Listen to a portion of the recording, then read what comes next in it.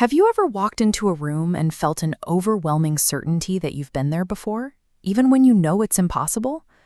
This unsettling feeling usually vanishes as quickly as it arrives, leaving us to wonder what exactly we think we're remembering. Consider the case of Captain Errol Fenn. At 7:22 in the morning, Fenn touched down at Heathrow Airport, having just piloted a Boeing 747 on a red-eye flight from Boston.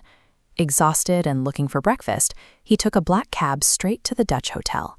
He had never heard of the place before that morning, yet as he entered the lobby, his weariness gave way to recognition.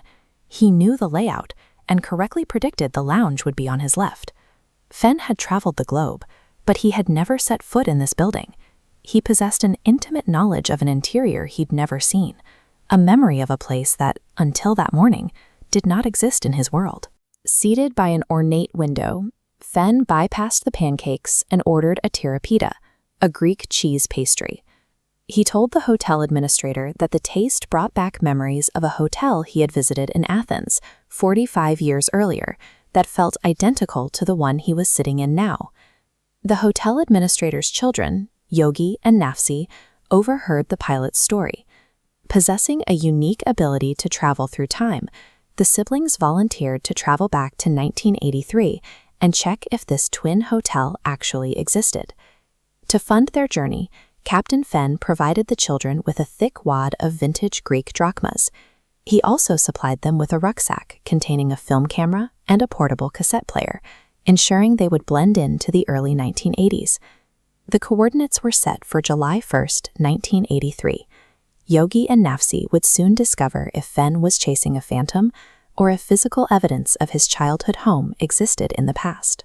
Yogi and Nafsi stepped onto a hot, noisy pavement in central Athens. This photograph from 1983 captures the atmosphere, a city packed with motorcycles, tinny cars, and tourists in straw hats. They eventually found what the captain had described. Standing before them was the Hotel Anglais. Its stone steps and heavy columns mirrored the Dutch hotel back in London. Stepping inside, the siblings found themselves in a space that was the same but different. The stairs and the reception desk were in the expected positions, but the marble floors had more zigzagging lines and a warmer tone than the London hotel. A striking difference occurred when they met the hotel manager. She looked like their mother, Angeliki, but she introduced herself as Angela, an Englishwoman who managed the hotel with her Greek husband. The architecture matched, but the textures and the people did not. These subtle shifts suggested they had stepped out of their own history and into a reality that had taken a different path. Yogi and Nafsi documented the hotel's anomalies and took the elevator up to the roof terrace. While photographing the swimming pool, they briefly crossed paths with a young boy about Yogi's age, squinting into the sunlight. To confirm the nature of this world, they needed to see the city's ancient center. They left the hotel and hiked up to the Acropolis. Yogi framed the massive temple through his vintage camera. Through the lens, the ancient marble structure appeared astonishingly whole, its columns and stone foundations standing perfectly intact.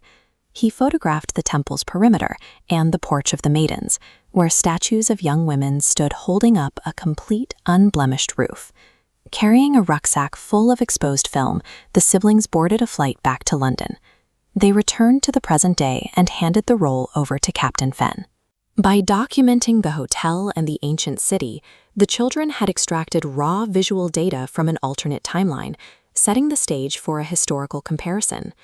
The following week, Captain Fenn sat in the Dutch hotel and opened the envelope of photographs. As he flicked through the images of the Acropolis, he immediately spotted a glaring contradiction.